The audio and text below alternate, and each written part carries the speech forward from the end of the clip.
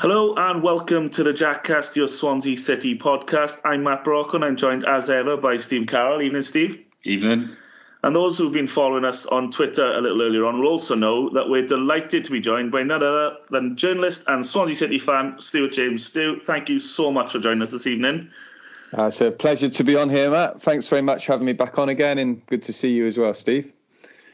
We were talking a little bit earlier on when we Stu about, I think the last time we've been on this pod together, I think you were on once when I wasn't on, but I think it was just before the Cardiff away game where we did a double last season. So we'll start off talking on the pitch. So we'll start that game in particular. It was the start again of the promise of what we were hoping to happen this season, that sort of quicker football, that more purposeful attacking style. There's been that promise and anticipation football-wise, Stu, hasn't there? But unfortunately and frustratingly, a lot of it and a lot of the issues we saw last year, they just stayed the same. Yeah, it's been a bizarre season. Going back to that Cardiff game, crikey, that was another one that Steve tried to talk me into going to, and another one where I really should have listened to him and didn't. So, yeah, deep regrets in not going to that brilliant performance. Yeah, it's been frustrating, Matt, hasn't it? There's been we just haven't found that consistency. Been a strange season in so many ways. I think I'm right in saying we had 9 points from the first 9 games, and it was really underwhelming. And then we went on a really good run where we won something like 7 out of 9, and it's looking very promising. And then we sort of badly lose our way again. So yeah, some real issues around trying to get that momentum and maintaining it, and see signs of promise. And then other occasions, I went to the Reading game with Steve and I was so disappointed in that performance. I thought we were really poor against what I don't consider to be a good championship team. And then I remember getting to, I think, was it the Friday that week, we were playing Watford at home. And I'm never normally like this, but it was a cold night and I was thinking, I was pretty knackered. Oh, I'm going to go over, do the 160-mile round trip tonight. And in the end, I went over obviously with the little man, and then you go and witness a brilliant Swansea performance, and we completely outplay Watford 4-0, and you're thinking, yeah, we've cracked it again. Now I didn't. So we seem to be able to sort of a Jekyll and Hyde team, I guess, in that respect. I didn't see the Burnley game, but I gather we were excellent, certainly for the first 45 minutes against Burnley, the best team in the league. And therein lies the frustration. We know the team can do it. Equally, I think we'd all agree that there are significant weaknesses, holes in the squad, that if you're serious about trying to get in the playoffs, I just don't think. I think those flaws have to be addressed, and clearly we lack in right wing back or an attacking right back. We're desperately crying out for someone in that position. We've got limited options up front, and yet we still scored a lot of goals this season. It's a bizarre season in that respect. Obviously, our Achilles heel as well is at the back, where we've just let in such soft goals. So, yeah, it's been a curious season in many ways, but we're within touching distance of the playoffs, which I guess says as much about the championship as anything else. Yeah, absolutely. Steve just brought up a really good point talking about the Watford and Burnley games, and this is a pattern which I think you see with the Russell Martin style is when things kind of stop going or the wheels come off, he makes a change, or he makes a statement of intent. Now, if you look at when we won 7-9, he made the change just after the Stoke where we conceded the last minute. He took out Fisher, put in Bender for the QPR home game. We won that game 1-0. Was it QPR or West Brom? Yeah, QPR. QPR home game. Won that game 1-0, and the style had noticeably shifted. It was a less kamikaze football at the back. It was almost like you could see what had come off the training ground. Right, this is costing us week in, week out. It's ruining our chances of promotion, his own reputation, etc. We're looking at how we're costing ourselves points. He makes that change, as Stu, you said, 1-7-9. And then after that, you see the shift back slowly to the way we were playing before, and of course the results dry up. As you say there, Watford and Burnley as well. Just after the Reading game, which he went to, he mentioned about wanting to get nasty players, wanting us to be more aggressive, wanting us to be a nastier team. We to be fair, for a Swansea City team, we kicked Watford off the park for a lot of it. We were really aggressive in that game and bullied them. And it was a great way of showing us. Joe Allen, I think we talked about that night as well, and Burnley as well. It was just constantly in their faces, not giving them an inch, constantly racing.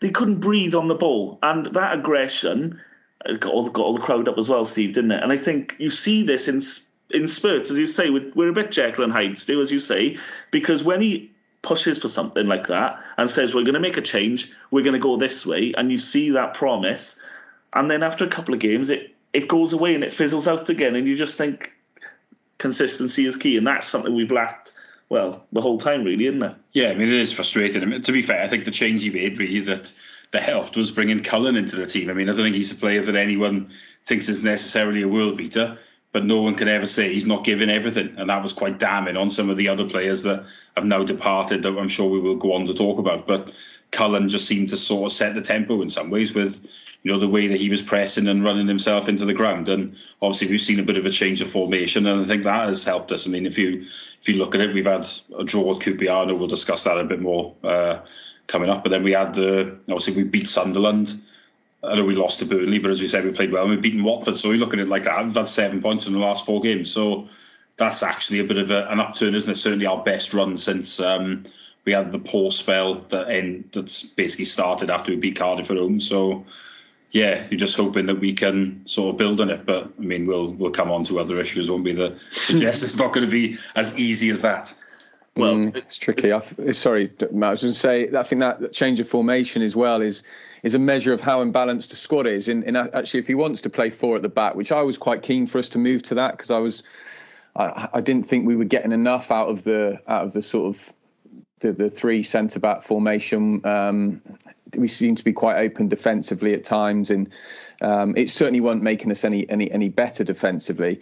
But then because we've just got so few options, we're sort of well stocked with midfielders. But then in terms of the wide areas, there's nothing. So really the only way we can play is then with that midfield diamond. And obviously against Watford, it worked really well that night. But it is a crazy situation that you can't really, I mean, I don't think you could play 4-2-3-1. I don't know who would play in the 2 wide roles. I mean, I guess now Whittaker's back, if he plays.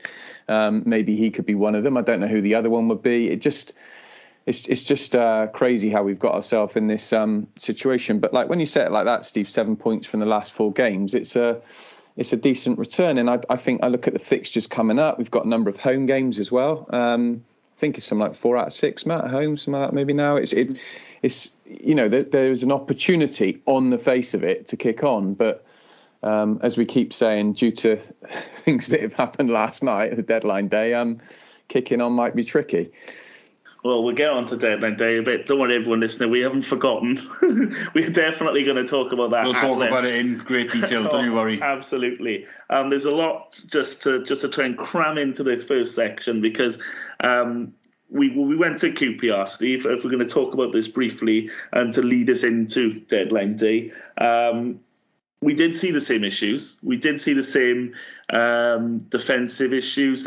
I think what key here was the Jamal Lowe goal is how poor we are both ways in transition. If we win the ball, cannot counter-attack. We're useless at it. And likewise, if we lose the ball up the pitch, all of a sudden it's 3-on-3. Every time, it just seems to be we don't have that defensive cover. Stu, as you mentioned, when we've got a 5 or 3 at the back, the wing backs get pulled. 2 of the centre halves get pulled left and right, and it looks like a really dangerous situation every time we lose the ball. And it was that transition again when we lost the ball up the pitch that led to the Jamal Lowe goal, and it's the same thing we see time and time again, isn't it? With this inability to just get into a shape which can be harder to score against. Yeah, and I think what really frustrates as well is, I know at QPR the pitch is very small, but I mean, it feels like we give the ball away on the halfway line and there's a chance within about 10 seconds. It's a case of, 2 or 3 passes and the opposition are in. I think that's what frustrates me, whereas, I think we all want to see this nice football, but there's occasions where it's just too slow. And obviously, as we've said many times, there's zero pace in the team either, which doesn't help. So, but we're too easy to score against. I'm sick of saying it. It's like collective, individual errors, the lot, and then you add in an ex-player to the mix. Oh. You know what's coming every time. So, yeah, cheap goal. And if we're being honest, we really didn't play well after that, did we? No. I think you look at that as well, and I obviously wasn't there that day, but I've seen the goal back. I'm trying to recall it now. I'm sure Darling should have done better as well prior to low scoring, and that's the thing. I think Darling unfortunately hasn't found any consistency. He's been in and out of the team. So's Wood, and you don't really know. I think Cabango's been playing better out of the three of them, but you don't really know. It could be sort of Darling in for a few games, then Wood in for a few games, and unfortunately they just seem to have that little error in them. I think it was the same with Wood against Bristol City, but he's played pretty well apart from that, and that's a difficulty. And I think when you mentioned earlier, Matt, about Martin saying the need to have some nasty players, a bit of kind of grit in the team, I feel we could really do with someone at centre back like that. But obviously, with the way the team plays, it needs to be someone who also is good on the ball. And then when you're thinking, well, I'm sort of looking at the team, it's a young team, and I think we have to allow for that as well in terms of the inconsistency in their performances. So then I'm starting to build this centre-back picture. Well, it'd be good to have someone who's about 27, 28, around that. Ashley Williams, right? Well, you're just looking for something that's not realistic, aren't you, really? 27, 28, a good ball-playing centre-back, and also he's strong and aggressive. Well, if he's got all that, he isn't going to be playing in the Championship, and we certainly aren't going to be able to afford him. So, I thought Naismith last season would have been a good one for us, for giving us some balance on the left, who went to Bristol City. But we can't, I think they gave him a 3-year deal. And I'm not saying we should have given him a 3-year deal given his age, but that's the reality of where we are now. Cornick goes to Bristol City instead of coming to us. And all of that's very frustrating. But I do feel that in that area of the pitch, we would benefit hugely from having a really experienced figure back there in what is a young team. We did have, of course, Ryan Bennett, wages aside and all the financial issues that caused the club. Yeah. It was getting him, when he came into the team, it was, the epitome of no nonsense, Stu, wasn't he? Yeah. He wasn't a ball playing centre half. I don't think he'll ever claim to be. But if you could get one of him on an affordable wage, there's been so many times where, especially early in the season, and looking at the likes of Stoke away, Millwall at home when we were 2-0 up in the injury time, managed to draw, where you just want someone to come in and be that old head in there and calm the others down and just say, do you know what? For the next 5 minutes, we're just gonna deal with the ball that comes to us and get rid, and we're just going to be professional about it. It's not the time to play triangles on our own box and stuff like that and invite the press and things. I think we've said this so many times, Steve, about there being a time and a place for that sort of football. And if you can cut teams open early doors by trying to draw them out when they're sitting back and things, I understand it. But sometimes the team are so gunning for you because you are already winning. You don't want to give them the taste of blood, do you, Stu? No, I know what you mean. And I think that last season, Carl Norton with the ball was excellent in that system. But without the ball, he's not a natural defender, certainly not in the central areas. He's played right back most of his career, and I just felt he got exposed in those areas when we were out of possession. So, and Bennett's time was done, wasn't it? If we're honest, I'm thinking back to that Southampton FA Cup replay. I've got him, or no, not replay, maybe Southampton FA Cup game where I seem to recall him standing in the centre of the pitch and people going past him and thinking, I've seen enough of that. That went to extra time as well, didn't it? I think it did. I think it wasn't good for him. And they had 10 men. Bennett could still do a job for a Steve Cooper type team that sits deep. Yeah, I'm not advocating. That's probably not. No, I don't want the return of Ryan Bennett, that's for sure. It's tricky, and we're asking for something that maybe doesn't exist. But I think, those individual errors. I think, was there not another one at Preston? Was that where we made we made Darling made one there, didn't he? Like a scuffed clearance. We just feel like we give away such bad goals. You think of Reading that night when the second goal's crazy. Even the first goal's a stupid foul from Fulton for the penalty. And I always feel we have to work hard for our goals. A source of frustration. Now, I guess the plus side is we managed to come back and get a point at QPR. And I remember watching that instant in the end. And if Perot isn't so lazy, if he comes back, if he makes a little effort to just screaming at him, run back, then he is onside for when that ball gets fed down the left and when he crosses it in for who was it? Cham, wasn't it? Cham, yeah. So things it wasn't even a split second moment, Stu. He probably had. I know in football terms, you'll know. when you have like a couple of seconds, that is a lifetime in football on the ball, isn't it? To get onside, it wasn't like the ball's dropped to us and it goes to him. No. He's taken 2 or 3 touches, and Perot. Oh, we've had a couple of goals of Perot lately. I mean, it is laziness. I think that's all you can put it down to. He doesn't look interested. Yeah, no, he doesn't, and that incident kind of epitomised what he's been like this season, and it's so bizarre because I think he's on 10 goals. It's quite possible he could score another 10 in the second half of the season, end up with 20 again, and yet it would feel so different to what he gave the team last season in every sense. So, I guess take the positive. We got a point at QPR in the end, but again, it's just that feeling like we're really not that far away. But yet we are far away, I think the biggest issue now, we'll come on to the transfer window and indeed deadline day in a second.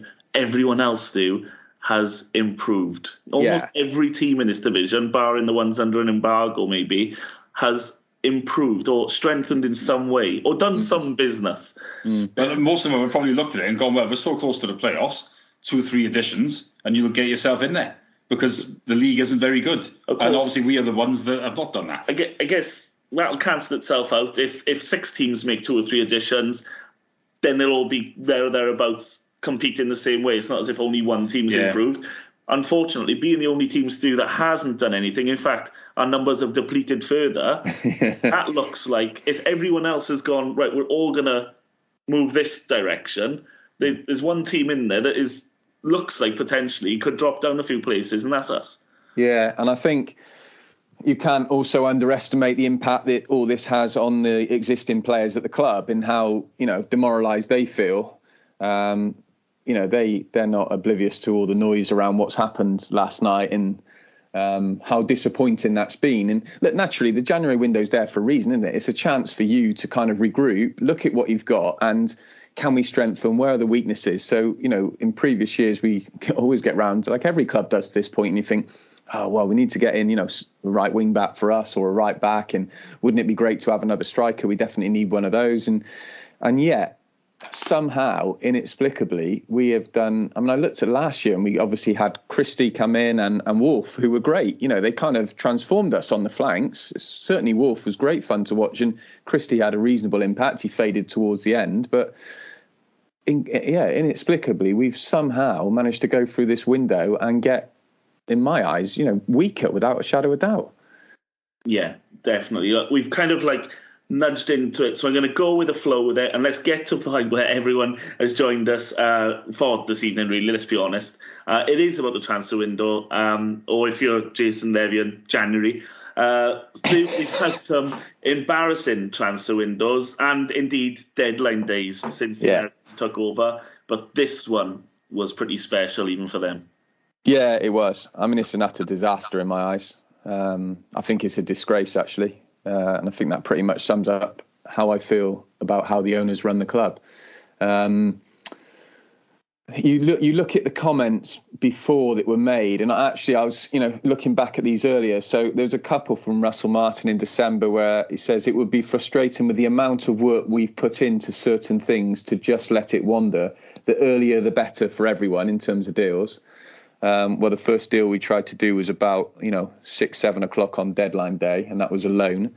And then he also said in December I thought this was really interesting. We have real clarity in what we feel we need to improve us. And also we have real belief that we have the full support of Jake, Jason and Steve. We've got real confidence that they'll help us out in January. You can't make those comments, in my eyes, unless you have been told by those same people that they are going to back you. And that says everything in terms of how people have completely reneged on what they said they would do. I don't believe Russell Martin would come out with comments like that unless people have assured him that they are going to support him and give him that belief. Christmas Eve, was it, that article from Julian Winter? Yeah. Talking about the business we'd been doing or rather preparing for, and we were going to hit the ground running in January. That was the message coming from the club. It makes you think, is he in the same boat? Did he think this? I think so, wouldn't you? It's arguably he's the same thing. He's thought there was money there and they pulled the plug. But Yeah, he looks like an idiot, but they both look like idiots, don't they? I don't think you can. No, I don't think you can hold, Julian Winter or Josh Marsh responsible for this. I mean, I've seen people questioning what we're doing with our recruitment. Well, the bottom line is it doesn't matter what you're doing with your recruitment if the owners won't let you sign anyone. You could have the best scouting system going. Not that I was jumping up and down about the prospect of Colin Grant coming in, but I, obviously would have accepted it. But yeah, if you've got owners who just, to me, look like they've just thrown the towel in with it now. That's how I view it. I said last night on Twitter that I have zero hope under these owners, and that's not me. That's just exactly how I feel. I just feel the club. I don't even think, for a while I used to think the club's going nowhere. I don't think it's going nowhere now. I worry that unless something changes, we're going towards League One in the next couple of seasons, because it just feels like year on year regression. I can't see what their plan is. I don't think they have a plan in terms of trying to get the club back into the Premier League. I think there's been lots and lots of false promises, hollow words said right from the start. And we've just seen a pattern now. If we went through the painful process of going back over all the windows, it's just been calamitous again and again and again. You even think back to the time in the Premier League, when they're re-signing Wilfred Boney on deadline day. Andre paying all that on Andre Ayew, doing that deal, which was just a crazy deal to do again on deadline day. It's been bad again and again and again. But I think even by their standards, this was it felt to me like a new low, especially mindful of those sort of quotes I've read out. You referenced Julian Winter as well. It feels like people have been totally misled. So, yes, there we go. Would it be wide of the mark, do you think, in your opinion? Because I can't help but shake this nagging feeling that this feels like a watershed moment, because since they came in, the American owners, there's been a lot of, I say not miscommunication, because communication's been nothing from them. I was going to say it's been non-existent. Which is kind of where the difference is, because this is probably the first time since they initially took over and they made that statement about taking us to the next level. And I know I mentioned this to you before, Steve, this is probably one of the first times since that there's been something down in print where you can hold it against it and say, well, actually now this is completely gone against what you've promised. And you can see that Julian Winter and Russell Martin have quite clearly been misled. I mean, you mentioned earlier about the demoralising effect it will have on the players. Let's not even get into what it means to Russell Martin, because, I mean, his position, he may consider it untenable. His position may be in a situation where he goes,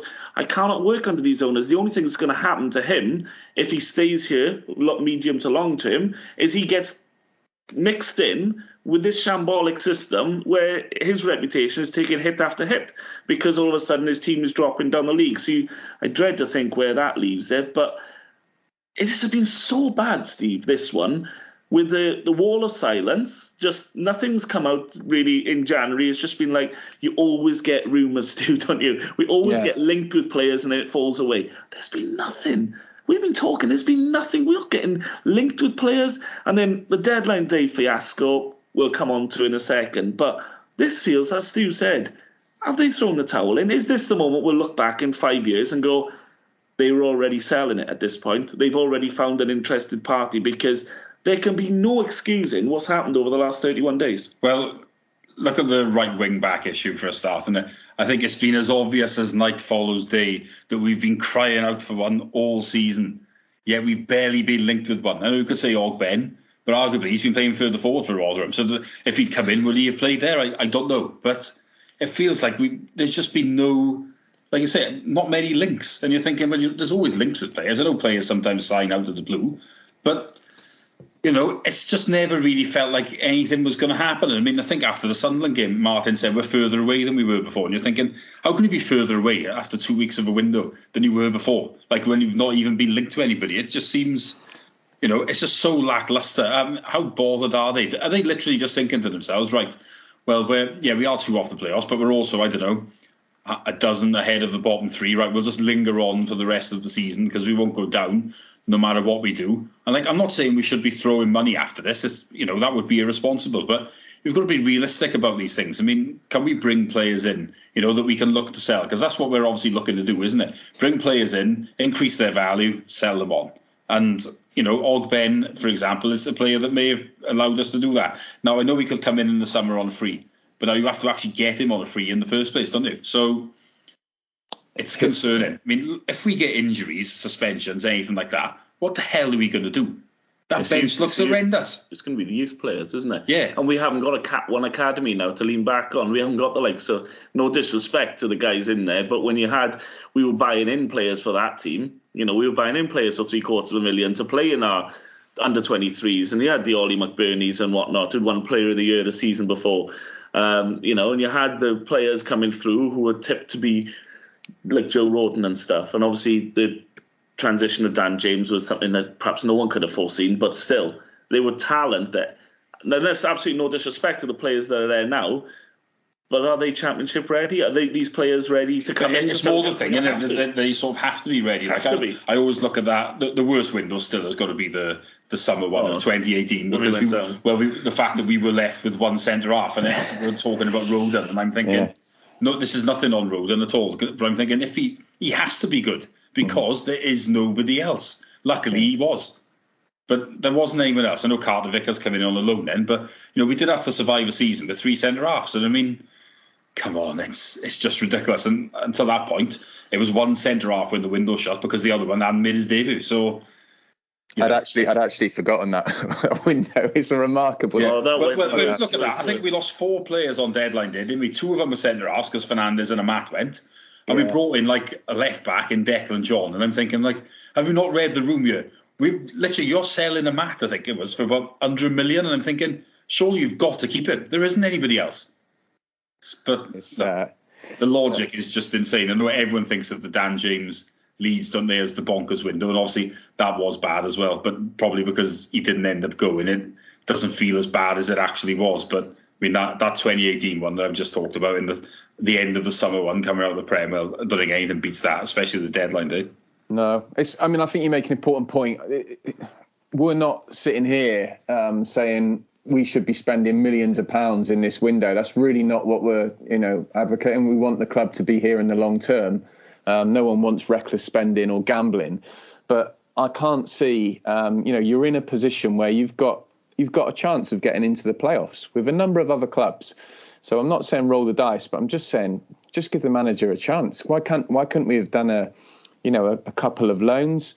I know that isn't long term. We want players under contract ultimately, but if you can't do that, then at the very least strengthen the areas where there are glaring weaknesses, which we've already spoken about. But yeah, they obviously decided not to do that. And then I don't know, you just build up a picture. You've got the situation with Latabodier and Manning with their contracts not being renewed at the moment. They've not accepted the terms on the table, and you wonder what sort of terms they are. And it all feeds into this feeling of, have they almost just, as I used a phrase earlier, thrown the towel in with it? Are they thinking we're not going to put any more money into this whatsoever now because we're just hoping we can sell it? We've got 39 points on the board. Perhaps they're thinking we're not going to go down. We'll just see the season out. I don't know. But of course, all this hangs on who the hell's going to buy the club. They're going to have to take a massive hit on what they spent in the first place. And it's really hard. I think my biggest worry isn't now, because God, I hope this don't come back to haunt me, but I feel we've got enough points on the board. And I know that's a pretty bleak way of looking at the remainder of the season, but my worry is the summer. I can't see any reason for Russell Martin to stay. And whether people are Russell Martin fan or not, I don't see how anyone can be blasé about that, because that's just a damning reflection of where we are. And people will get wise to this. Potter had to deal with the nonsense of the that window you spoke about, and even the January one with Dan James. By the end of Cooper's time, he'd clearly had a fallout with the owners, and he'd had enough of it too. And now Russell Martin's going through the same thing, and whoever takes over from him is going to experience exactly the same. And ultimately, that's got to get to the point where that, people talk about Cardiff, who would want to take the Cardiff job, knowing what they're walking into there and the level of interference. We don't have interference like that here. We just have owners who are completely detached from the club in every way. And yeah, it's pretty bleak. It's quite depressing, to be honest with you. Do you know what, as well? I think one word we perhaps haven't mentioned yet, which is a glaring one, really, is the sheer incompetence of it all as well. And I know this is maybe comparing apples and oranges kind of thing, but Semenyo from Bristol City joined Bournemouth earlier in the window, $10.5 million. That seemed to be done quite money in the bank for Bristol City. We laboured and dallied over shifting over Femi. It seemed to be a long, drawn-out saga. In the end, we haven't actually sold him yet. I know there's an understanding that it might kind of become an obligation, but technically it's still an option. Well, Stu, what do you know about it? Is it an option that is basically gets triggered if they go up or something like that? That's how my understanding of it, and I was initially told it was an obligation to buy, but obviously it came out that it was an option. But my understanding of it is that it's, pretty much a formality that deal will go through. So yeah, on that, I'm not overly concerned, to be honest with you. Obafemi clearly become a big problem at the club with his attitude. Yeah, I think he'd given up essentially when he didn't get his Burnley move in August. And you guys know me well enough that when people were jumping up and down about him staying, I wasn't, because I, not being wise after the event, could foresee issues further down the road, and that's exactly what's happened. So they just had to find a way of getting him out. And Obafemi had obviously done nothing on the pitch to increase his value in that time. In fact, it had gone the opposite way. So I'm quite curious as to why Burnley want him, to be honest with you. But, there we go. Is this... So his value, obviously, we were talking 9-10 million in the summer. We were talking, those are the figures we were looking at. We were even fancifully talking double that for Perot, and we were thinking we're quids in here. Going back to what we were saying earlier about what they're going to invest in players to improve value. They've got evidence of how that works and how that business model works with Flynn Downs. They bring him in a year later, make a hefty profit on him, and that is how this club survives and thrives. It's how it has to, because we haven't got the money, man. So when you look at that situation, you do just wonder, don't you? Is there going to be... The thing I don't get with Obafemi is he'd been a pain last season, then he'd hit form in the second half of the year, and then you get a good offer from him, and you think to yourself, right, this guy has been a pain in the backside in the past. We now have a chance to shift him for a reasonable deal, maybe not quite as much as we want. Let's take it. And it's not Captain Hindsight. I think you do have to think like that. If people are a pain in the backside, they should have taken it. They really should have. Yeah, I think the worry, because the model clearly with Swansea, like other clubs, Bristol City, is you need to sell a couple of players. You need to sell one at least every summer for a reasonable fee. And I'm looking at it now, Steve, and I can't really see. I guess Ollie Cooper's probably the biggest asset at the moment, because I don't know what Joel Perot's value is in this. I've got a fear about Perot, to be honest with you, and that is that hasn't Ben Brereton Diaz gone to Villarreal on a free for next season? Is that right? I didn't see that. If you did, I'm sure I've heard that. There's like a pre. I could be wrong on this. Like a pre-contract, a pre-agreement kind of thing. Yeah, and obviously if you go abroad, then there's no transfer fee, is there? No. Even if it's an under 24. I've got a bit of a concern with Perot. If he doesn't get sold in the summer, he's not going to sign a contract, obviously. No, he'll just run his contract down. Is he then going to go back to the Netherlands on a free transfer? That's sort of my concern, if you know what I mean. And then obviously we get nothing for him, and we really need to get a few quid back for him, don't we? Yeah, I think it's a hard one with Perot, because he, as far as I'm aware, there wasn't serious interest in him last summer.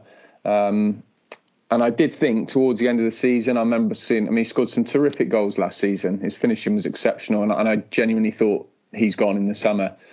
I guess the fact that his lack of pace would probably be a concern for some clubs. And so, nothing really materialised. His form this season's been disappointing.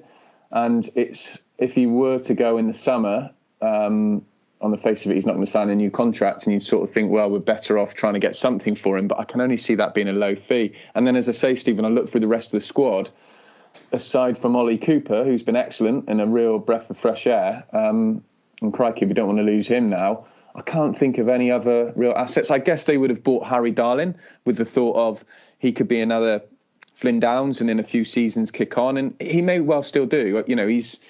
obviously transitioning from League One, and I don't want to just judge someone on 6 months. Hopefully he will adapt. And I like Nathan Wood. I think he will get better. He's a young lad. He's learning the game. So, but at this moment in time, those aren't assets as such. So God knows what the summer looks like in that respect. But yeah, it's just a. But do you think Grimes could go? I mean, I don't know. Is he about 27, 28 now? And I'm thinking, if he's going to go, probably does need to go sooner rather than later now, doesn't he? Especially if, I don't know if a Prem team will come in. You never really heard people come in for him, do you? I don't think Grimes would get a move to the Prem. I think if Grimes got a move, it would be to a relegated Premier League club, a top-end Championship team. And I know he seems to divide opinion, Grimes. I really like him. I think he's a superb footballer. And, he gets a bit of unfair criticism in my eyes. But, yeah, in terms of the rest of it, Obafemi's obviously gone in. Well, we've got Morgan Whittaker now to somehow work out what we're going to do with him, really. What's your take on that now, don't we? What's your take on that, Matt? This literally this pod could go on as long as we wanted to, gents, to be honest with you, because the Whittaker is just one chapter in what is a series of books that the club have released this month, isn't it? I mean, I just can't understand why these pieces of the jigsaw were not in place. If we could have had this conversation with the clubs involved, with Rangers who are clearly interested, and said, right, if we can agree a fee, we'll recall him from Plymouth. We'll make sure this happens. He wants to stay at Plymouth, but if we're going to sell him, let's make sure we sell him. We bring him back and put him in a state of limbo. Russell Martin has made no secret of the fact he doesn't see a future of Whittaker playing in this system, in this team. When he was asked directly about it, he said, well, he's going to have to compete with the most congested area of the pitch where we've got the most talent. He didn't even talk the guy up. And I feel like he's not interested in him. And this is perhaps an issue which I was going to come back to with the Obafemi situation earlier, whereby I think Russell Martin wears his heart on his sleeve, and I think that's probably, we all agree on that, especially post-match. He can talk about things, he can say things which later on he may regret or may think he shouldn't have gone so hasty. We're talking about selling Obafemi, we needed to get rid of him. Russell Martin's handling of the Obafemi situation, personally, I don't think helped at all, because he didn't talk him up as he's a fantastic lad, he wants his Premier League move, we hope he gets it if that's what he wants. He talked him down, he talked about his attitude and stuff. I know he wanted a reaction, but if you're talking and you're really trying to sell him, let's not tell the whole world he's a bad egg and try and try and do that. But I think Russell Martin here with Whittaker has kind of pinned himself into a little bit of a corner. Like, he's made a statement here, and it's quite clear that he's at odds with the owners. They want him here, they want him playing, they want him involved in the team, and Russell Martin has said the complete opposite in the media. He's open to him spending his career elsewhere. And the player's stuck in the middle, isn't he? And he doesn't want to play. Yeah, I understand it. I think for Whittaker, if he thought he was going to play, he'd probably be okay with it. But obviously he's realised that probably isn't. He was doing well at Plymouth. He's been pulled away from there, which would have frustrated him. Probably wanted to go to Rangers, by the sounds of it. And now, obviously, that hasn't happened either. So, is he going to be a pain in the backside now behind the scenes? We don't know, do we? But look, it's not a good situation. We should have left him at Plymouth, in my opinion, if he wasn't going to go anywhere. I think he was doing well there. Could have seen out the season there. If they'd gone up, they maybe value would have gone up as well. Yeah, value goes up, and also if they go up there, and they might have money, and they'd be desperate to sign him, wouldn't they? If he'd done really well. So, what do you think, Stu?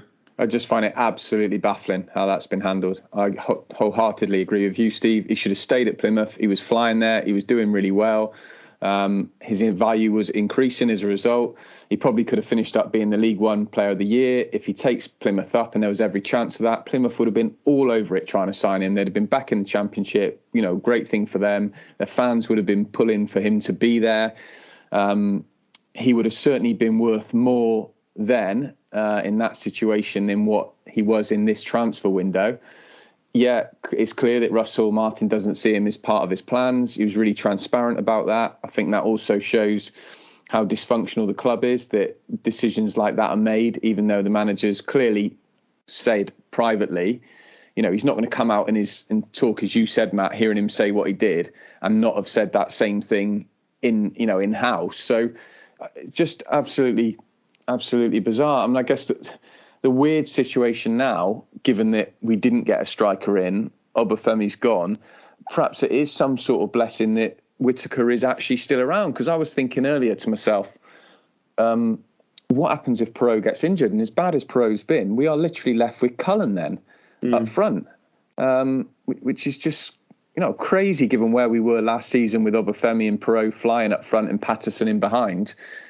It's just a really, really odd situation in keeping with so many things that have gone on. So the big question is now, obviously, he is here to the end of the season. Will he knuckle down? Will he fancy it? Will Russell Martin give him a chance? Who knows? It might be forced to happen in the wake of an injury or something. But I can't see how financially the decision makes any sense, what we've done, and I can't see how it makes any sense for Morgan Whittaker or Swansea either. But yeah, we'll just have to kind of hope for the best with it. And then, the player I mentioned, Matt, and within all this, we've still got Patterson hanging around at the club. Yeah, on the Whittaker thing before we move on from him, I wasn't against us selling him, calling him from Plymouth to sell him, because it was quite clear, despite what Russell Martin has said, again, we think he's probably been misled from conversation with the owners. He said, we don't have to sell to buy. We're not in that situation. Or whether he was trying to paint us as a more financially solvent club than we maybe are, so that we wouldn't get shafted in the transfer market. I don't know whether it was mind games or what. But the fact, if we had to raise funds to make the signings we needed to make, the wing-back signings and stuff like that, get in Ogben, okay, sell a talent that's out on loan if we need funds today. But we didn't have anything in place. We were playing a game of chess with Rangers when it was clear that we were holding... We had a terrible hand to play. We were just we needed to sell it desperately. We didn't want to play. We were desperate. We played ourselves into a corner again. But guys, it's incompetence. What I don't understand is, we were desperate to sell him because we don't want him. Yet in the previous windows that we've talked about, where we haven't really wanted to sell, or I don't think we have, we've caved in and just accepted absolutely horrendous deals when we didn't need to. Yet arguably now, when we did need to just accept something, like that could have, say that we, taken $1 million for Whittaker and it was spaced out over 4 years or something, but that might have got us Ogben at this point. And you'd have to have gone, since COVID, the goalposts have moved now. Teams don't have money anymore. Sometimes you have to, I think, accept deals you might not like, because that is the difference between getting in the players that you want or not.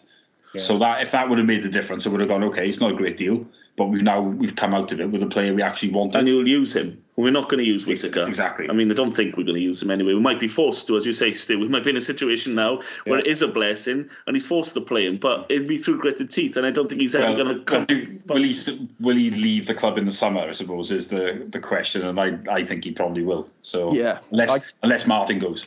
I get your point, Matt. If he comes back, if you're recalling him and you know the manager doesn't fancy him, you can only do that if you're absolutely certain you've got a deal lined up to sell him. And clearly we weren't in that situation. So in that sense, it made absolutely no sense to bring him back. He should have been left at Plymouth.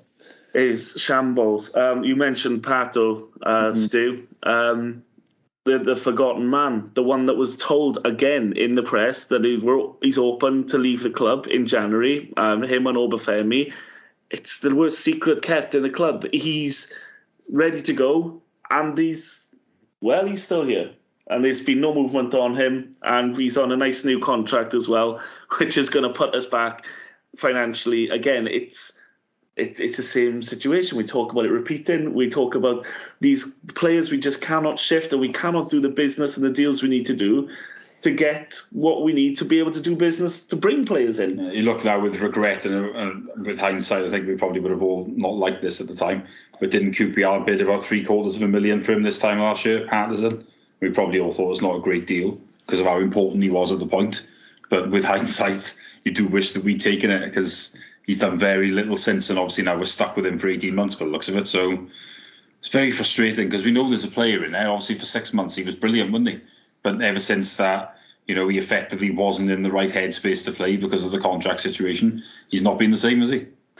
No, and I love watching him during that first half of last season. I thought he was good fun to watch. He was the sort of player that we've been missing, someone who could make something happen. Obviously, he scored that magical goal against Cardiff, and then I remember him scoring a lovely goal a few days later against West Brom, and he was linking up well with Perot. They had a lovely understanding. I just felt like, we were really getting the best out of Jamie Patterson. And then the contract thing happened. And that, my understanding of all that was handled badly by the club. But then in fairness, Patterson does get a really good deal again in the summer. He gets a new 2-year contract in the summer, doesn't he? So we've got 18 months left on that now. And I just naively thought, okay, Patterson will go back to being the player he was in the first half of last season. And it just hasn't happened like that at all. As you said, Steve, it's a real worry that we've got him on contract for the best part of another 18 months now. Can he be reintegrated into the squad? I don't know. I'd be surprised. I'd be really surprised if that happens, actually. And then we're just waiting to try and find a club for him in the summer. So, effectively, you've lost another player from your squad in a way. It's a recurring theme. We mentioned earlier on about, I think maybe just before we started recording, about Oko Flex and him being recalled. I think it was recalled on the case of he could have stayed at the club, but he was told that, well, we're going to do so much business in January, he's not going to get the minutes, so feel free to get him back, and take him back. They did. And now we're in a situation where you look and go, actually, we did none of the business that we intended to do in January. We're just yet another player down. A player which we quite liked, Steve. We thought he didn't get the fair crack of the whip that others did. And I thought, well, when he came on, at least he give it some. He tried to beat a man, tried to give a bit of energy into the game when we were so slow and so. Well, what I didn't understand was, like, we had a couple of games, didn't we, just after the World Cup, where we were playing with wingers, yet he wasn't starting. And you're thinking, well, we're now playing a formation that would suit this guy. We've got no pace in the team, as we keep saying. Why didn't he have 2 or 3 starts on the bounce in that position and let's see what he could have done? Because you've got to think he would have made a difference. And like I said, I thought he was always a decent option from the bench as well. Pace against tired legs, a rare player that wanted to actually try and beat a man. And it's really frustrating, isn't it, that he's gone back now, and he's definitely a player that would have seen more minutes in the second half of the season than the first, I'd have thought, because obviously our options have gone down again, really. So, look, I think it's frustrating, that one. But again, it probably says a lot for the position that the manager was in, because we know he wasn't a massive fan of him, but also he thought people were coming in, so it wasn't a big deal him going back. But if he'd known what we know now, maybe he would have thought differently. So we're going to get onto the big deadline day story in just a second. But before that, talk about QPR a little bit early on. Steve Bender got injured. Undoubtedly, he's going to be a big loss, isn't he? But ultimately, it leaves us with one senior goalkeeper at the club. Whether we think they should or shouldn't have brought another goalkeeper in, I think it's understood that we were actively looking to, and we didn't do that business. Probably wisely, if we're playing on such tight purse strings, if there is an issue with Fisher, then we can use the emergency loan market, Steve. But another sign that the club were intending, by all accounts, to push down that route and got nothing done. Yeah, exactly. And, as I said, I didn't think it was a massive priority compared to the right wing-back position. But no, we did seem to be looking. And I think, if anything, that's incredibly damning on Andy Fisher, because it's Martin signing, but he paid money for him. Obviously, he's lost his place in the team, and you'd be thinking, right, well, obviously Bender is now out injured, so he's the person that will come into the team. But I read us trying to buy a loan, get someone in on loan or whatever, as a bit of a snub to him, as if to say, look, I want someone else to start. So it indicates to me that Fisher, although he is going to play for the next few months, like, he's really going to have to step his game up because the manager doesn't like him. But we didn't bring one in, and I think there were other priorities, really, from my point of view. I think if we had brought one in, we would have actually been a little bit annoyed in some ways, because I really don't see it as this big priority. Because, as you said, if Fisher gets injured, you are allowed special dispensation to bring a goalkeeper in, which you're not with other positions. So, yeah, but as you say, we didn't get one done, which I suppose is not the biggest surprise, is it? No, well, it's a recurring theme. I keep saying that. Right, Stu, we're talking. There's not a lot happening in Swansea City, and you're thinking, this is a terrible deadline day. This is the worst deadline day for the Swans, because we knew these gaping holes in the squad and even in the starting 11. And yet, up comes 6-7 o'clock last night, Carlan Grant from West Brom. And we're thinking, well, do you know what? all things considered, that's a pleasant surprise. It's a player we know can score goals and play and go straight into that team.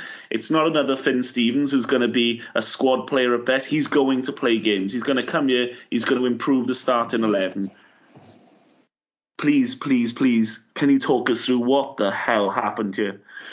Yeah, well, I think the problem when you do a deal like that, where you know you're only going to get him provided West Brom get who they want, obviously there's always a risk then that it can go wrong. And this was dependent on Amari Hutchinson going from Chelsea. And then Chelsea were obviously up to their neck in it, doing the sort of deals that we can only dream of. Yeah, they pulled the plug on the Hutchinson one, and then that obviously meant then that Grant couldn't come in. But for me, I just think it's an utterly ridiculous situation to put yourself in, that you are hostage to that kind of situation, whereby we've had the whole window. We knew Obafemi was going.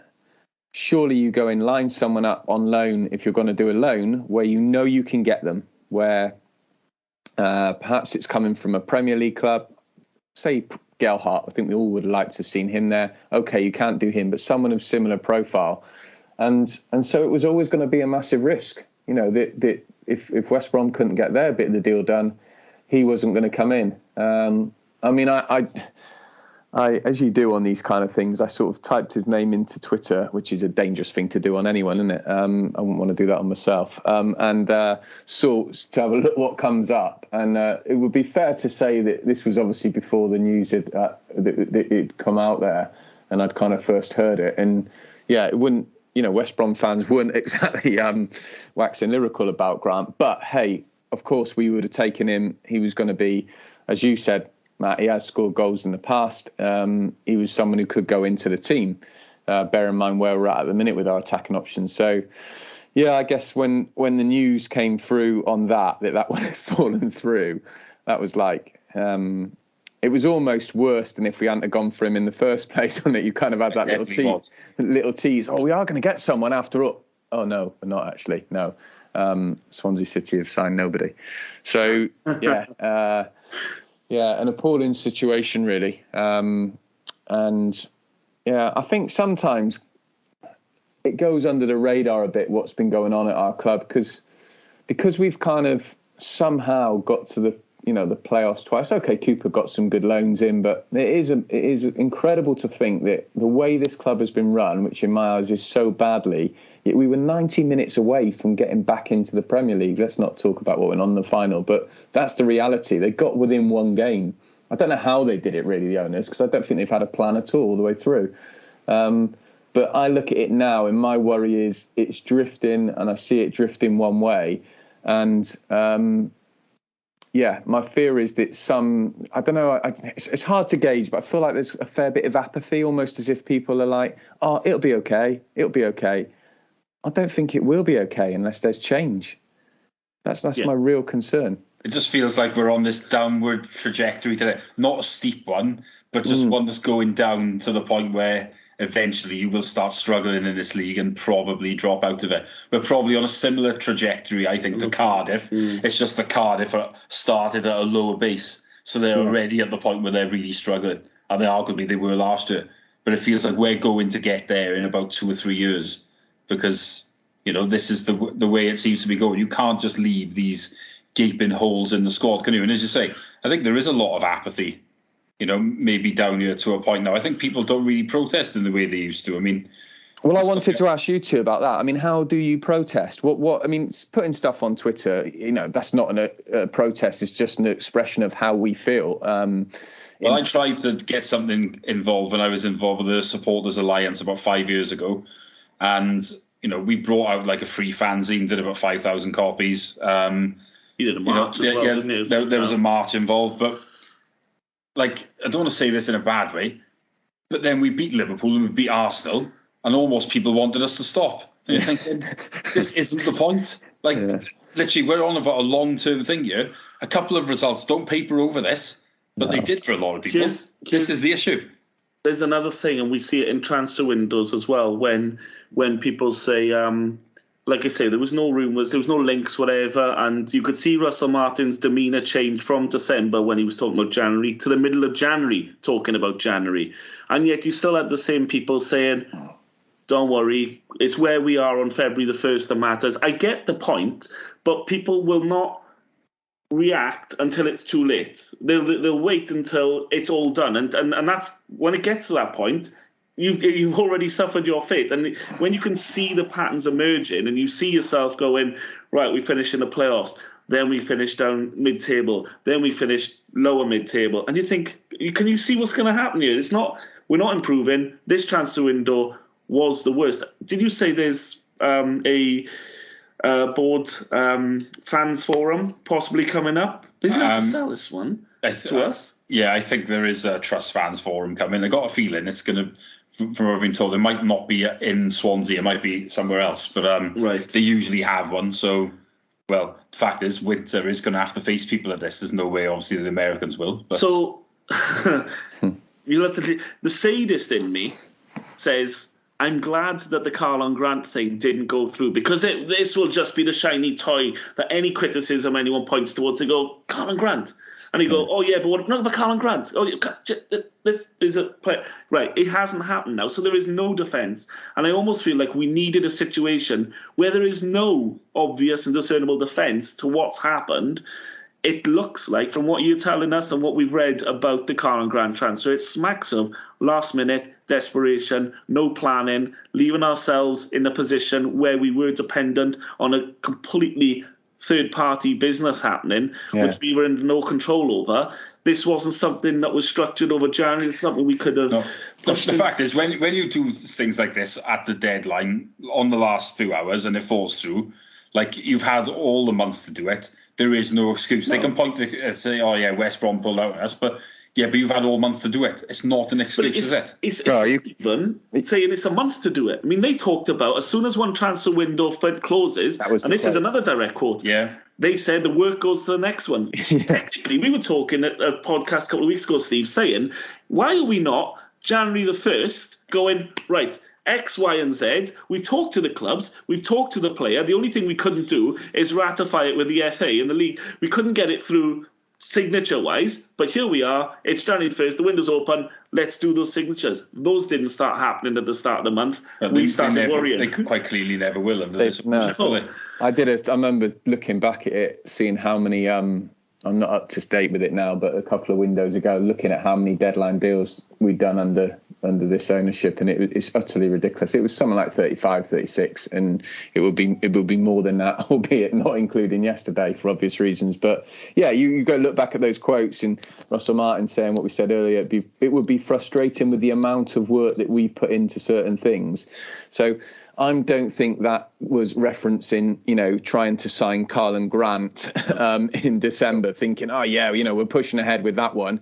And when you mentioned, Matt, about Julian Winter's quote, suggesting that when the summer window ended, the planning for the winter window started on September the 1st, whatever it was. Again, they weren't thinking of Grant then. So, a lot of time's been wasted in that respect. A lot of resources been wasted. And there just is...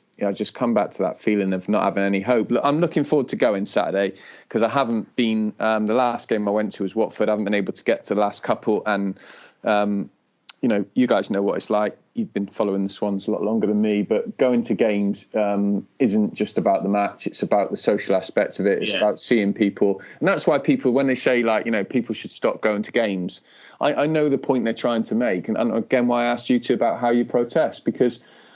I love going to the Swans with my lad. It's like the highlight of my day kind of thing. And I don't want to take away that experience. And I also want to support the team.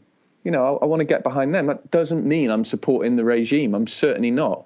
And I also have to say, I've renewed my season ticket. I wouldn't want to not do that. But I really don't know that 1,000, 2,000, 3,000 people not going into the stadium would make any difference to these owners. I really don't think present, are they? They're not there to feel the pinch. I think the thing is with something like that, like a boycott, everybody has to buy into it. Yeah. In this country, it won't work. Like if you go to somewhere like Italy, you can get people to buy into it. If you have 14,000 in there instead of 17,000, or even 12,000, it ain't really gonna matter. That's not gonna have any impact. They did a protest. They were getting under 1,000, weren't they, for a couple of years? But it was only then when a Football League ruling basically forced the owner to sell that they all went back. I mean, it didn't really have an impact, did it? No, but it was Charlton as well had a similar sort of thing with their old owner, and so they had real organised protests. I respect these things, and I think they do probably make some sort of impact. But the reason that Blackpool was sold is because there was a rule in it. It wasn't to do with the protests, unfortunately. The protest did alert people to what was going on there, but that's these things don't work. But do other people feel like we did? Not everyone. That's why I said we used the word apathy earlier. I'm sure some people out there would be like, like this whole thing I get, which drives me round the bend. Well, it could be worse. At least we're not bankrupt. That is kind of like. Maybe we were bottom of Division 4, and I'm like, Jesus God. Where are you going with that kind of line of thought? If you apply that to anything else in life, what sort of standards are you sort of setting for yourself? So, like I said, I think we were talking about the protests from before, and I think then we beat Arsenal and Liverpool, as I say, and I think a lot of people only care about the on-pitch stuff, which I wish I could be like that because it would be a lot less stressful. But they do go hand in hand, and it was I think if people have got to, like I say, and the likes of Cooper, we had a winning team, so a lot less people are frustrated then, aren't they? Yeah. It was. Sorry, Steve, I was going to say, I certainly recall the Brighton game that season. It's pretty toxic, wasn't it, in the ground? Can you remember that Brighton defeat in that? Under Claremont, was it? I mean, that one. Oh my God! That was the worst game I think I've ever seen on the Liberty. The amount of unforced errors. But I came up with it that day thinking, never know, I might get a game for this club one day. The dream's not there. You remember there were corners we literally couldn't. It sounds ridiculous. But we weren't capable of kicking the ball properly. It was just. Match of the Day actually did a 2 or 3 minute segment on our set. We had 6 different set piece takers in that game. Oh my God! I think Fabianski went up for a corner. With Key took it in the 93rd minute, and it went across the floor. He couldn't get it off the floor, and he was our 6th set piece taker that game. Oh, but I do remember that it being pretty toxic in the stadium then, because I remember thinking being with my lad, I thought, this is quite a weird experience for a young kid. But the other thing though is with this, I think a lot of that was actually aimed at the old regime, wasn't it? It was usually aimed at Hugh Jenkins and that lot, whereas I think arguably this lot have not really had it against them, have they? It was about the sellouts, wasn't it? I'm not saying that people clearly weren't in favour of the Americans, but I'm not sure if the chanting has necessarily been aimed at them. No, it was you greedy, get out of our club, wasn't it? That was because he was still there as chairman, wasn't he? You wonder if it'll come at them now on the weekend. It may do. Obviously, it's not going to get aimed at those lot because they're not really involved now, are they? So no, it's You're talking, Stu, about protests and how it makes it work. Ultimately, 2023, I think what you need to do is make a headline. It's no good 3,000 or 4,000 people, as you say, not turning up. That'll get lost in the fixtures and whatnot. You need to have a headline that is going to be online. It's going to be visible, and other people are going to then pick it up and go, Swansea City fans have done this or whatever. It has to be an event. It has to be something. You can't just not turn up for a game and have, like you say, a slightly lower crowd than you normally do. Unless you're going to get on the internet and get other clubs and other people talk about it and get that publicity across the pond to America and stuff and make them see what is actually going on, then it's not going to work, is it? You're going to have to do something. But again, you've got to have the group and the numbers of people to be caring that much to take their time out to do it, and we haven't seen that. I think the difference was years ago. I think during the Tony Petty era, and it was before your time, Stu, in about 2001, we're probably averaging crowds about 3,500. But then I think we had a march from Castle Square to the Vetch. This is, I don't know, it's probably about a 10-minute walk, and you'd have about 1,000 people on the march. Now, when you're saying that's about over 30% of the crowd, it's quite a lot, isn't it? Yeah, it's different now, isn't it? Whereas if you're now, there was a march, and I was on it. There was about 250 people, maybe. Like, what's that? About 5% if you're lucky. It's much less than that, isn't it? It's about 1 or 2%. And you're thinking, well, what hope have you got? I'm not advocating it, but football was different back then as well. Yeah, it was nasty down the vet field, Stu. It was a point where there were people running from the opposite end of the pitch and the North Bank across the pitch to try and get at the director's box. And Tony Petty was not able to go to games. They had to ask him to leave. They did, because they couldn't guarantee his safety, and they couldn't protect him. And it was that point it got nasty. I'm not saying let's start storming the direct. Well, they're not here anyway, are they? But in terms of football's changed. Football's moved on. It's become a product. It's become a lot more of a family-friendly event. And as you say, you turn up now for the 90 minutes. Well, like I say, I mean, if you think of the vet, I mean, the cameras are probably a lot less. So if you invaded the pitch, you'd probably get away with it. When you invade it now, you're getting a 3-year ban at least. So it's just those type of things. You can't get away with the things that you used to before. So you have to protest it a different way. But it's not always as easy then to get the headlines, is it? You know, the other thing here, guys, right, is like we're talking really passionately about this in because we care about it, because also we see things that are going wrong. There will be people who are Swansea fans who will look at it and think, not that bad. We're 12th and we're only a few points off the playoffs. And there will be stop being so negative, boys. Certainly externally though as well, Matt. People not aware of what's going on, they will look and think, what's the fuss? You're halfway up the championship table. You could still go up, kind of thing. But I think what we've kind of talked about here is our worry is the direction we see this going, and it's sort of trying to sound the alarm now. Absolutely. Rather than wait till you get to that's the point we're making. And it's not being, people say, you're being negative and your glass is half empty and all that. It's just looking at this pattern is gone on continuously and it is getting worse. And you can only see the shape of our squad being worse in the summer and thinking, if we don't arrest this sort of decline the way we're going, we're going to end up in League One. And that is, that is how I feel. And I think that word, like, it's completely different. I was at Wrexham Sunday and, people will have their own views on the ownership there. But the feel I had in that stadium was like that optimism and hope was amazing. It was like almost tangible. The atmosphere was brilliant in there, considering only 9,900 people there. And I just feel at the minute, when I go along to Swansea, I'm just going along there. I don't feel hope. I don't feel optimism. I think that's the thing. You look at Wrexham and you say, like, if you ask them how do they feel about maybe the next decade or so, they'll be thinking, oh, well, there's going to be promotions, there's going to be, exciting football, there'll be players coming in.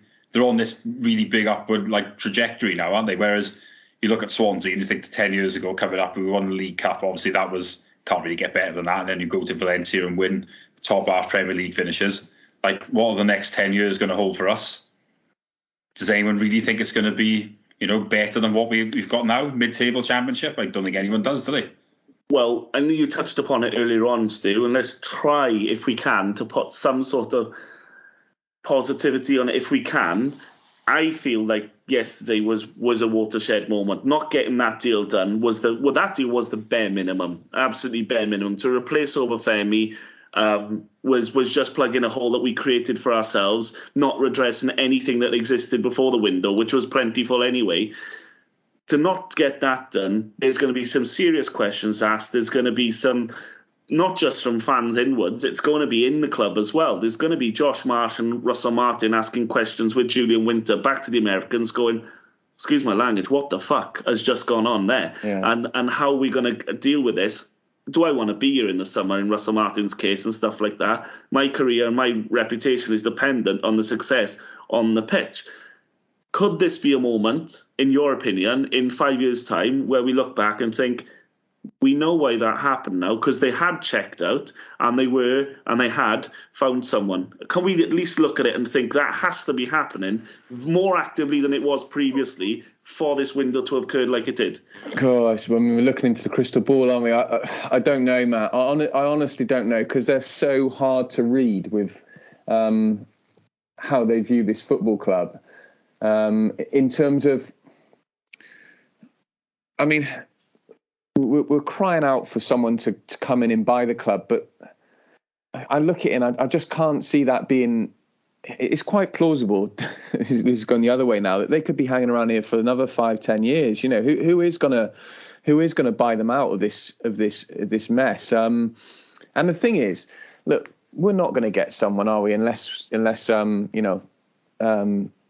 unless something highly unlikely happens, a billionaire's not going to come along and buy Swansea City and start throwing loads of money at it. But I'd just like to see someone who actually is personally invested emotionally in the club, someone who actually cares about it and wants to be there at games. They don't have to be there all the time, but just give you that feel that actually this isn't just some business transaction. And I'm not going back to the days of old school chairman, the local businessman who owned the club. That's gone. But just someone who actually sees owning and running the football club as something really, really important, and cares about the supporters, the community. And I just feel we don't have any of that under this regime. And I don't even know how much they'll care about the backlash that will follow all of this now. They won't obviously see it physically. They won't be at the matches. And I can just imagine them sort of turning a deaf ear to it all, really. And that's where you just feel quite helpless, I guess. This is quite a sobering thought, isn't it? But you're looking at it, and it is the club we've grown up with, we love, and we kind of follow home and away and put a lot of money into and stuff like that. And you look at it going, these people here who've treated it as it is, an investment fund. They've come in, they've looked to make a profit on it. I mean, what they buy it for, 68% for 68 million? Was that round about the figures they bought it for? Something like that. I mean, they'd be lucky to get half. Yeah. You know, if you were going to sell their 68% now, would they look at 32, 33 million? The club needs heavy investment. There are loan notes left, right and centre that can be converted into shares and whatnot. People who have shown increasing levels of apathy around the club and stuff. You can't come in here and go like it was when Hugh Jenkins and co were running the place and say, this is a ready-made product. You come in here, you buy it off us, and here you have it all finished. It comes in here and it needs work. And you probably, as you say, you've got a manager who may or may not want to be here in the summer. And if that situation comes and we talk again in 6 months' time, we could be in a whole world of pain. Yeah. And I do think, who knows, you might be right, Matt, that maybe this is a watershed moment. But, I don't...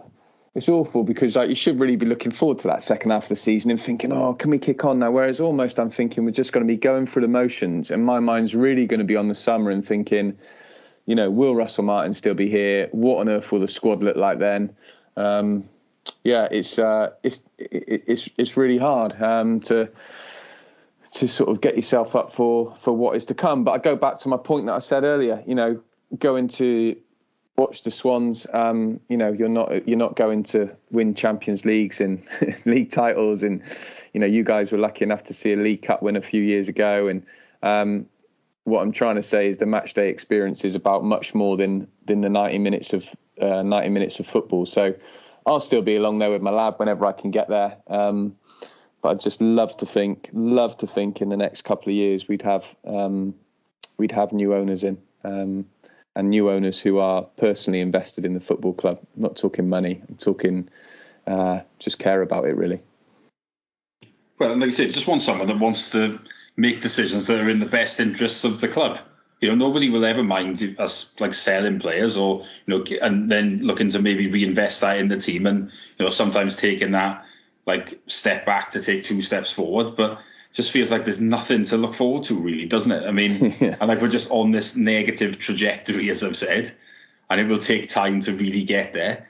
But where's the hope in between, if you know what I mean? It's frustrating. I know he was a fantastic man at his job anyway, but I look back on that year we had or so with Trevor Birch here, and he had no affiliation to the club. He had nothing. He came in, though, and it wasn't just about him being savvy in the transfer market and getting top dollar for players. He got it. He turning up in the away ends in the concourses, buying drinks for all the fans who turned up and stuff like that. And little things, I know he was actually in the ownership. I think he actually might have got shares at the end of it, didn't he? I think that was part of it. But just getting that relationship between the fans and the ownership again, because they're ghosts out in America. They may as well just be names on a sheet. They don't care for them. They don't care for us. That's clear as day. And just to have someone, small gestures, just to show, I know that a lot of you, especially nowadays, not to get political, whatever, but are on hard times at the moment and stuff. Yeah. Yet you turn up on a Saturday, you sing your voice out, you help you buy a pint in the concourse and stuff like that, and you help generate this club and keep it going and keep that feel going of we look forward, as you say, Stu, to a Saturday afternoon together. And he got that. He got that in spades, and he knew how to react and interact with the fans. And he started doing the regular statements, for example, didn't he? On the things like that. Club website, which and he was honest. Yeah, that's the thing. He didn't lie. He just said, look, there will be tough decisions that need to be made, and that's all you want. You don't want someone that's going to bullshit, because we've just had it in this window, haven't we? And it's it's wound everybody up. He couldn't believe, Trevor, that those statements went down so well, purely in the sense that he was like, well, I'm only saying what's happening. And I was like, yeah, but no one's heard what happened before, Trevor. We didn't hear anything. And so, he was staggered by that. And I had, a number of chats with him over time. I remember him telling me that he was absolutely appalled by all the deadline day deals that had gone before. Obviously, I'm recalling now he came in. Obviously, Hugh's parting gift was keeping Dan James, wasn't it, in that farce of all that. And, he'd looked back as well. He'd gone back further, Trevor, to look at the IU deal in the last Premier League season in January. And he said, those deadline day deals will not happen on my watch. He just thought that really smacked of it made the club look completely disorganised, really. And so, yeah, I agree with everything you said about him. When he was there, I also felt that he was not afraid to challenge the owners. That's the thing. I felt he was going to make sure that good decisions were made and decisions that reflected well on Swansea Football Club. And because he was part of that, he was really determined that we wouldn't be doing the kind of things that we did before, and I have to say the kind of things that we're doing again now. He just wouldn't have put up with that. I was going to say about this, we're on about so many bad transfer windows, but it did feel like the summer that he was here and the January were far, far better organised. Totally. And you think of the players coming in and going, it just made a lot more sense. I don't think there were really any deadline day deals, particularly at that point. He just got himself in order. I know he wanted AU and Baston to go, for example, but then when we sold others and we couldn't get decent deals for them, he did allow for them to be reintegrated. It was just far more slick, professional, sensible, and what you're looking for. And I mean, if I ever won the Euro Billions and bought the club, the first thing I would do is phone him and say, it's a job for you as chief exec. We name your price. We need you in through the door, because I think he was someone that everybody really trusted and believed in, wasn't he? He was, and he got the club. And actually, whenever I speak to anyone about who's been through Swansea, has worked there, at kind of senior levels, they all have such good things to say about the club and the people working in the club and the fans. And it doesn't feel hollow. That it feels really, really genuine.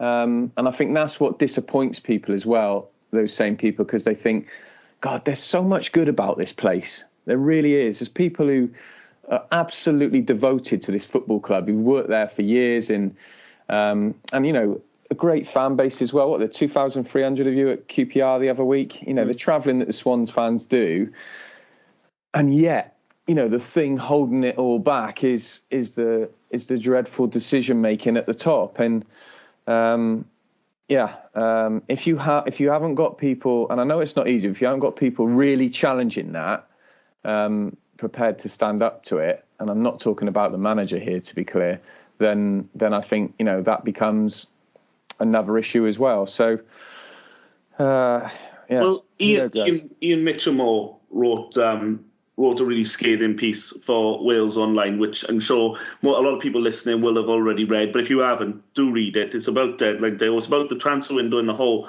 and the deals which we just didn't get over the line. And one piece he put in there was that the long-term effects of pissing these clubs off, constantly going back on our deals, back on our words, things that were agreed, changing our mind last minute and stuff, and the knock-on effect that will have in the future. And that's the danger, isn't it? You talk about our reputation outside and stuff like that, and Swansea being that lovely club and the family club and stuff like that. And when it gets to a business side then, and other people in the business sector are looking at it and they're just thinking, don't deal. If you've got 2 offers on the table, take the one that isn't Swansea, because you're just going to be messed about for weeks on end. I think that's what people will do. If there's like a bidding war, they'll go, right, just discard Swansea because they'll mess us about. And, that's horrendous, really, when you think about it. Because, there's a lot of clubs we've probably wound up now, isn't there, the last few years? So that's just the ones that we know about. Who's to know if there's other ones as well? And, let's be honest, in football, we all know the score. People talk. In the same way that when we were doing terrible deals on deadline day,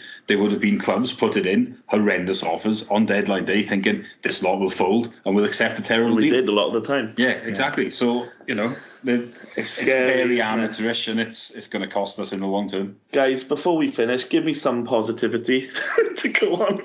Give me something. I know we're looking forward to... We might win on Saturday. We probably will now, won't we? We'll probably give them a thumping and we'll all be happy and rosy in the garden for a lot of the fans again. But... this is what you say. We're going out. We'll have a couple of drinks on Saturday, won't we? And I think the thing about going to a football match will remain, no matter what happens. Doesn't matter what level you're at, really. No, it doesn't, does it? Does it? As we know, first 8 of my first 9 season tickets were in League Two. So, and I never thought we'd get that much higher than that. So, yeah. Let's talk about the positivity that we could end up in League Two. I wouldn't go that far. No. Look, thank you so much, Stu, for joining. We'll have to wrap it up now. We could talk all night about this because it really is a shambles at the moment off the pitch at the club. It's not that great on the pitch, but for this one, we can let that go for exactly what we've experienced over the last 30 days or so. That's it from us for this transfer window special of the Jackcast. Again, massive thanks, Stu, for taking the time to join us. We'll be back in a week or so to try and get back to matters on the pitch. But now I'm going to take a long lie down in a dark room and wonder if there's ever going to be a time when supporting Swansea is just going to be boring. Probably not. Thanks for listening. Bye-bye.